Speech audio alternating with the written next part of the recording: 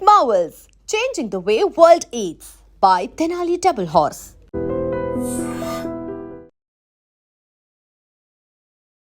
నిర్విఘ్నం కురుమే దేవ సర్వకార్యేషు సర్వదా అని ఆ వినాయకుడిని మనం ఏ కార్యం తలబెట్టే ముందు కూడా పూజించి ప్రార్థించి ఎలాంటి విఘ్నాలు లేకుండా మనం అనుకున్న పనులన్నీ సక్రమంగా విజయవంతంగా ముందుకు జరిగేటట్టుగా ఆశీర్వదించు తండ్రి అని దండం పెట్టుకుంటాం కదా. సో అలాగే ఈ కార్యక్రమాన్ని కూడా ప్రారంభిస్తూ మీరు తలపెట్టిన ప్రతి కార్యం కూడా సిద్ధించాలని మనస్ఫూర్తిగా కోరుకుంటూ అందరికీ వినాయక చవితి శుభాకాంక్షలు. ఈరోజు మనతో ఉన్నారు డాక్టర్ బ్రహ్మశ్రీ భార్గవ శర్మ గారు. ఆయనతో మాట్లాడదాం. గురుజీ నమస్తే. నమస్కారం. వినాయక చవితి శుభాకాంక్షలు. మీకు కూడా శుభాకాంక్షలు, మన ప్రేక్షకులకు అందరికీ కూడా శుభాకాంక్షలు. శివాయ గురవే నమః. చెప్పండమ్మా. సో రేపు వినాయక చవితి పండగ. సో వినాయక చవితి పూజని ఎన్నింటికి స్టార్ట్ చేయాలి, రేపు ఏ రోజు ఏ టైంకి చేస్తే మంచిది? వినాయక చవితికి వినాయకుడి పూజ అనేదే కాకుండా ఏ పూజ అయినా సరే ప్రాతకాలంలో చేయటం అనేటువంటిది చాలా ఉత్తమమైనటువంటి విశేషంగా మనం చెప్పవచ్చు. అందరూ చాలా మటుకు సాయంత్రం పూట వినాయక మంటపాల్లో అక్కడ సాయంత్రం పూట పూజలు చేసి ప్రారంభం చేస్తూ ఉంటారు. కానీ ఉదయం పూట ప్రారంభం చేయటంతోనే మనం పూజ చేసుకొని మన దైనందిన కార్యక్రమాలు కంటిన్యూగా చేసుకుంటూ ఉండడం మూలంగానే మంచి ఫలితాలు వస్తాయి అనేది ఆర్యోక్తి. ఆర్యులు అంటే మన పూర్వీకులు ఉక్తి, అంటే వాళ్ళు చెప్పినటువంటి మాట. అంతేకాకుండా త్రికాలములు అంటే ఉదయము, మధ్యాహ్నము, సాయంత్రము, ఈ 3 సమయాల్లోనూ కూడా పూజా కార్యక్రమాలు చేయవచ్చును. కానీ మన హైందవ ధర్మములో ముఖ్యంగా పితృదేవతలకి చేసేటువంటి కార్యక్రమాలు మధ్యాహ్న కాలములో చేసే సాంప్రదాయం ఉన్నది కాబట్టి ఉదయం పూట పూజ చేసుకుంటేనే మంచిది. ఉదయము కూడా సూర్యోదయము నుంచి ఎంత త్వరగా వీలైతే అంత త్వరగా ఈ యొక్క పూజని పూర్తి చేసుకోవటం అనేటువంటిది సాంప్రదాయం. నాన్న ప్రత్యేకంగా మనకి ఈ ముహూర్తంలో చేయాలి, ఈ టైం నుంచి ఈ టైం లోపు పూజ కంప్లీట్ చేసుకోవాలి, అట్లాంటి నియమాలు ఏం లేవా? ముహూర్తములు అనేటువంటివి మానవాళికి సంబంధించినటువంటివి, భగవంతుడికి కాదు. దేవుడి పూజ చేయడానికి ముహూర్తంతో సంబంధం ఏముంది? ఇప్పుడు దీనికి ఉదాహరణగా మనం కొన్ని ముఖ్యమైన విషయాలని మన హిందూ ధర్మంలో మన పుణ్యక్షేత్రాల్లో జరుగుతున్న వాటిని గురించి మనం ఆలోచిద్దాం. శ్రీరామనవమి మంగళవారం వచ్చిందనుకోండి, ఆ రోజున కళ్యాణం చేయటం మానేస్తున్నారా? మంగళవారం పనికిరాదు కదా అని. అలాగే తిరుమల, ద్వారకా తిరుమల, యాదగిరిగుట్ట ఇలాంటి పవిత్రమైనటువంటి పుణ్యక్షేత్రాలలో భగవంతుడికి చేసేటువంటి కళ్యాణాలు కానీ ఉత్సవాలు కానీ అనునిత్యము జరుగుతున్నటువంటి వాటికో సమయం నిర్ధారింపబడిందా? కాబట్టి ఇవన్నీ కూడా మానవులకే కానీ భగవంతునికి కాదు. కాబట్టి ఈ సమయంలో పెళ్ళి చేయండి, ఈ సమయంలో గృహప్రవేశం చేయండి, ఈ సమయంలో శంకుస్థాపన చేయండి, ఈ సమయంలో నూతన వస్త్రాలు ధరించండి, ఇవన్నీ కూడా మానవులకి మనకి మాత్రమే కానీ భగవంతునికి కాదు. కాబట్టి ఎంత త్వరగా వీలైతే అంత త్వరగా సూర్యోదయం సమయం నుంచి పూజ చేసుకోవటం అనేటువంటిదే ఉత్తమం. కానీ పూజ చేసుకోవడానికి కూడా ఈ దుర్ముహూర్తంలో చేయకండి, ఈ వర్జంలో చేయకండి అనేటువంటిది ఈ మధ్య కాలంలో, అంటే గత 4-5 సంవత్సరాలుగానే వింటున్నాం. కానీ అవి పట్టుకొచ్చి కొత్తగా కలిపినటువంటి అది కలగూర గంపలాగా ఉంది. కానీ ఒకప్పుడు ఇవన్నీ ఏమీ లేవు. ప్రశాంతంగా అందరూ కూడా ఉదయమే పండగ వాతావరణంలో పండగ చేసుకుంటూ, వినాయకుడికి పూజ చేసుకుంటూ, బంధుమిత్రులను కలిసి ఆ మడితో వంటలు చేసుకొని భగవంతుడికి నివేదన చేసి 10 మందికి అవి పెట్టి వీళ్ళు తిని, ఈ విధంగా మొత్తం ఆ రోజంతా పండగే అన్న. యాక్చువల్గా ఈ సోషల్ మీడియా అంతా వచ్చిన తర్వాత 2 రోజులు ఒకే పండగని సెలబ్రేట్ చేసుకోవడం, వాటికి సంబంధించి ఇవాళ రేపా అన్న ఒక డౌట్లో ఉండడం, ప్రతి పండగకి మధ్య అలాంటి సిచ్యువేషనే ఎదురవుతుంది. వినాయక చవితికి సంబంధించి చవితి గడియలు ఇవాళ ఉన్నాయి, రేపు ఉన్నాయి. మరి పూజ ఇవాళ చేయాలా, రేపు చేయాలా? చాలా చిక్కుతో కూడుకున్నటువంటి ప్రశ్న, చాలా గొప్ప ప్రశ్న అడిగారమ్మా మీరు. యాక్చువల్గా పండగ మనం చేసుకోవాల్సింది మిగులు రోజు, అంటే సూర్యోదయానికి ఆ తిథి కనుక ఉంటే ఆ రోజున మనము పండగ చేసుకోవాలి. చవితి అనేటువంటిది ఈరోజు, అంటే ఈరోజు తారీఖు 26వ తారీఖు ఆగస్టు నెల. ఈ రోజున వినాయక చవితి వచ్చింది. చవితి ఘడియలు ఈరోజు మధ్యాహ్నం వచ్చాయి, రేపు మధ్యాహ్నం దాకా ఉంటాయి. మనకి మిగులు అంటే రేపు పొద్దున్న సూర్యోదయం సమయానికి చవితి ఉంటుంది కాబట్టి పండుగ రేపు చేసుకోవాలి. ఉమ్, తగులు రోజు అంటే మిట్ట మధ్యాహ్నం పూట తిథి ఉన్న రోజున పితృదేవతలకి సంబంధించిన కార్యక్రమాలు చేసుకోవాలి. కానీ ఇక్కడ మళ్ళీ ఇంకొక ధర్మ సందేహం వస్తుంది. ముఖ్యంగా మిగతా పండుగలన్నీ కూడా అంటే దసరా, విజయదశమి కూడా ఈసారి అలాగే తిథిద్వయాలుగా వస్తుంది. దశమి, ఏకాదశి, నవమి, దశమి కలిసి వస్తున్నాయి. ఉమ్, కాబట్టి అమ్మవారి పూజలకు వచ్చేటప్పటికి నక్షత్రాలు, తిథులు చాలా ముఖ్యం. అలాగే గణపతి పూజకు వచ్చేటప్పటికి తిథి చవితి నాడు వినాయక భాద్రపద శుద్ధ చవితి అనేటువంటిది మనకి రేపు 27వ తారీఖు నాడు వస్తుంది ఈ యొక్క విశ్వావసునామ సంవత్సరంలో. కానీ ఇందులో ఉన్నటువంటి ఒక పెద్ద మెలిక ఏంటంటే వినాయకుడి యొక్క కథలో మనకి చవితి చంద్రుణ్ణి చూడడము అనేటువంటిది చాలా మెలిక. ఉమ్. శ్రీకృష్ణ పరమాత్ముడు అంతటి వాడికి ఆ నీలాపనిందలు నీలాపనిందలు తప్పలేదు తప్పలేదు. చవితి చంద్రుణ్ణి చూడడం మూలంగా. మరి రేపు రాత్రి కనిపించేది పంచమి చంద్రుడు, అంటే ఇవాళ రాత్రికి చంద్రుడు చూడకూడదు. ఈ రోజు రాత్రి కనిపించేది చవితి చంద్రుడు. మరి పూజ చేసుకునేది రేపు. పూజ చేసుకునేది రేపు. ఏ విధంగా ఇది మనకి అనుకూలంగా ఉంటుంది అనేది చెప్పే ముందు ప్రారంభంలో మీరు అడిగినటువంటి ప్రశ్న గురించి చెప్తాను. అదేంటి అని అంటే సోషల్ మీడియా వచ్చిన తర్వాత ఈ విధంగా 2 రోజులు పండుగలు వస్తున్నాయనే మాట మీరు అన్నారు. సోషల్ మీడియా రాకముందు కూడా 2 రోజులు పండుగలు వచ్చాయి, కాకపోతే ఎక్కువ మందికి తెలియలేదు. అది నా తెలియలేదు. ఉద్దేశం. అదిగాక అప్పుడున్నటువంటి పండితులందరూ కూడా ఏది చెప్తే అది వేదంగా అందరూ భావించి వాటిని పాటించేవాళ్ళు. ఇప్పుడు పండితుడైనా పామరుడైనా ఎవరికి తోచిన విధంగా వాళ్ళు ఈ మీడియాలో ప్రచారం చేస్తున్నారు తప్ప శాస్త్ర ప్రకారంగా ఇది ఈ విధంగానే చెయ్యాలి అని చెప్పి ఖచ్చితంగా చెప్పగలిగినటువంటి వ్యక్తులు ఎవరూ కూడా అంత సామాన్యంగా మనకి దొరకట్లేదు. యాక్చువల్గా నేను ఇందాక చెప్పినట్టుగా నిజానికి మిగులు రోజున పండగ, తిథి తగిలిన రోజున ఆబ్దీకాలు అవి చేసుకోవటము ఈ విధంగా జరుగుతుంది. ఇందాక మనం అనుకున్నట్టుగా చవితి చంద్రుణ్ణి చూస్తే నీలాపనిందలు. మనం ఆ కథను ఒకసారి మళ్ళీ రివైజ్ చేసుకుందాం. అంటే మొత్తం కథ అంతా చెప్పుకోక్కర్లేదు. శ్రీకృష్ణుడి యొక్క నీలాపనిందలు ఆయన మన జాంబవంతుడితో యుద్ధం చేసి జాంబవతిని వివాహం చేసుకున్న తర్వాత ప్రజలందరూ అడిగినటువంటి మాట, మిగతా దేవతలందరూ అడిగినటువంటి మాట దగ్గర నుంచే మనం ఒక నిమిషం పాటు దాన్ని రివైజ్ చేసుకుందాం ఆ కథని. అయ్యా నువ్వు పరమాత్ముడివి, పరమేశ్వరుడివి, జగన్నాటక సూత్రధారివి, నువ్వు కాబట్టి ఈ నీలాపనిందల్ని పోగొట్టుకోగలిగావు.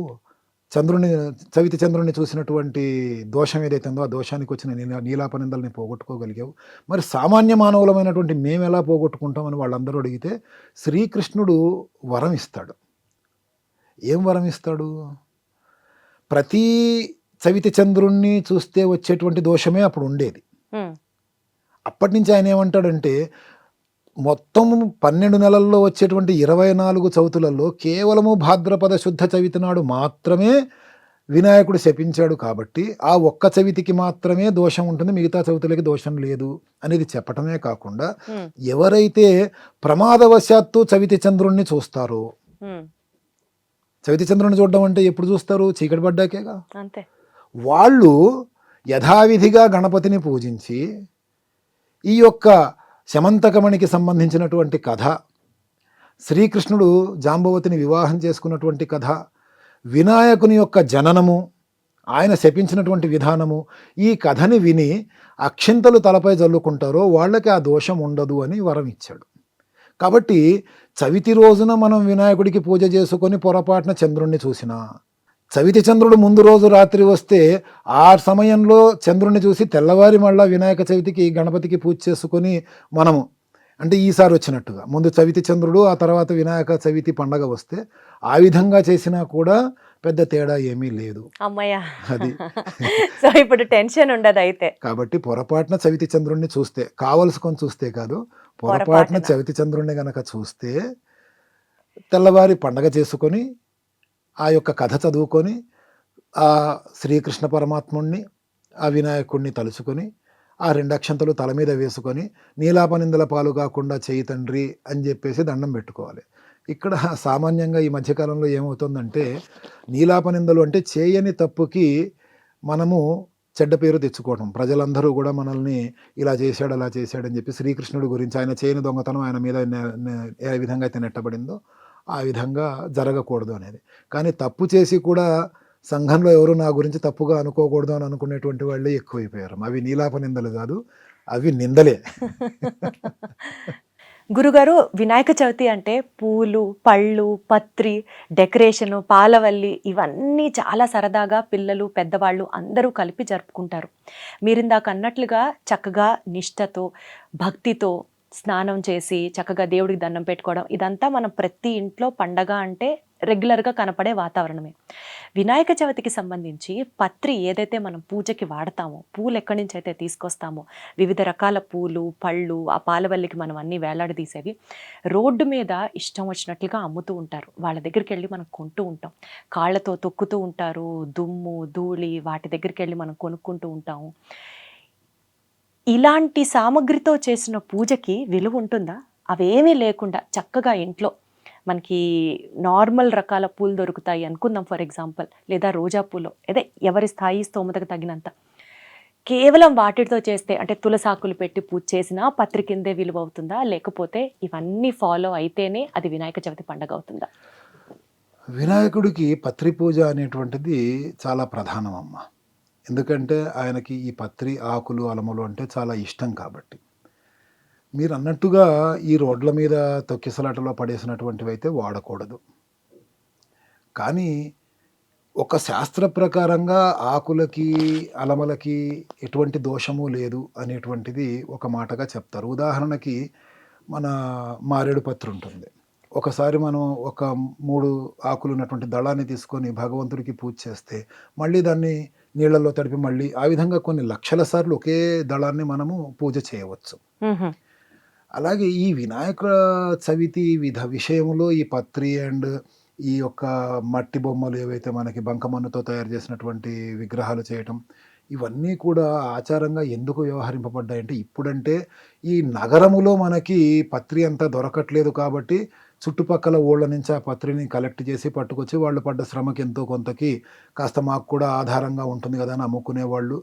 బయటికి వెళ్ళి వేరే ఊళ్ళకి వెళ్ళి ఆ పత్రిని ఏరుకొని రాలేక ఇక్కడ కొనుక్కొని వెళ్ళే వాళ్ళని చూస్తున్నాము. కాబట్టి రోడ్ల మీద ఆ విధంగా అడ్డదిడ్డంగా పారేసినటువంటివి, తొక్కిసలాట్లో పారేసినటువంటివి కాకుండా శుభ్రమైనటువంటి ప్రాంతంలో ఉంచినటువంటివి కొని వాడాల్సింది అవసరం ఉంది.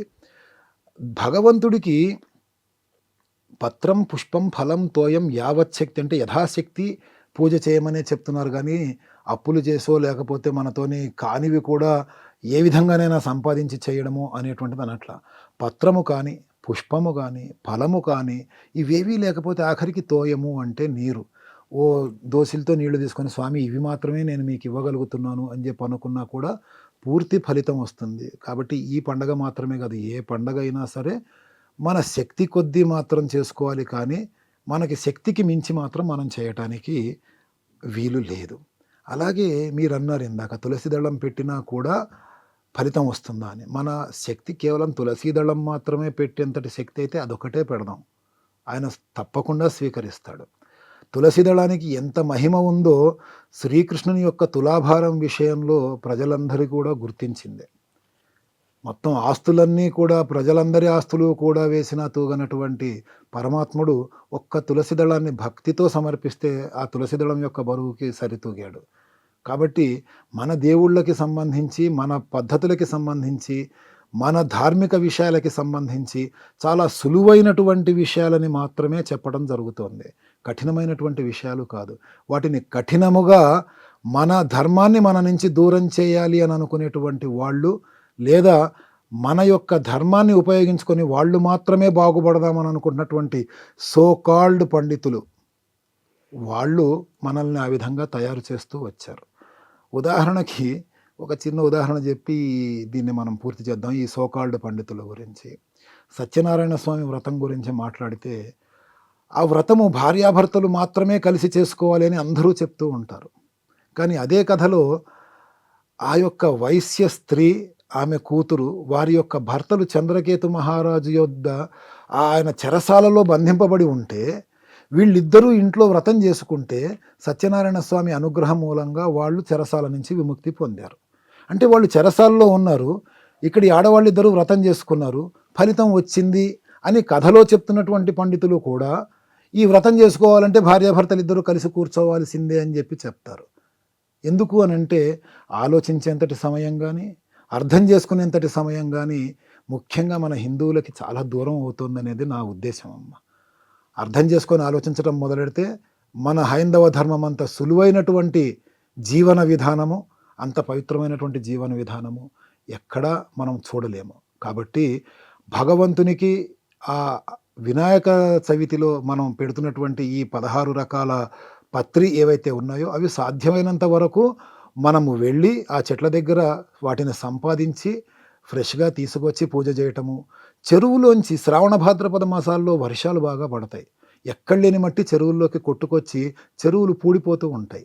కాబట్టి కొత్త మట్టి చేరినప్పుడు బంకమనులాగా వాటిని తీసి ఆ చెరువుని మళ్ళీ లోతుగా ఉంచేస్తే మళ్ళీ నీళ్లు స్థిరంగా నిలబడి ఉంటాయి. మళ్ళీ అన్నది సంవత్సరం ఉద్దేశం.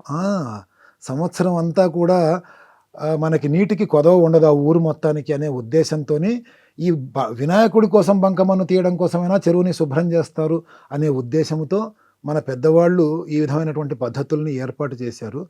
కాకపోతే ఇప్పుడు పిఓపితో చేసి చెరువులన్నీ పూడుకుపోయేటట్టు చేసి మళ్ళీ అక్కడ చెరువు ఒకటి ఉండేది అనేది తరాల్లో తర్వాత పుస్తకాల్లో చదువుకునే విధంగా ఈ విధంగా మారిపోవడానికి కారణం మనం అర్థం చేసుకోలేకపోవటం, మనం ఆలోచించకపోవటం, దానికి తగ్గట్టుగా వెర్రితలలు వేస్తున్నటువంటి పాశ్చాత్య సంప్రదాయాలు ఏవైతే ఉన్నాయో మన ధర్మాన్ని అణగదొక్కడానికి ప్రయత్నం చేస్తున్నటువంటి వాటి ప్రాబల్యం ఎక్కువ కావటం మన పూజల్లో అనేక రకాలైనటువంటి వెర్రితలలు వేయటం మొదలవుతోందమ్మా.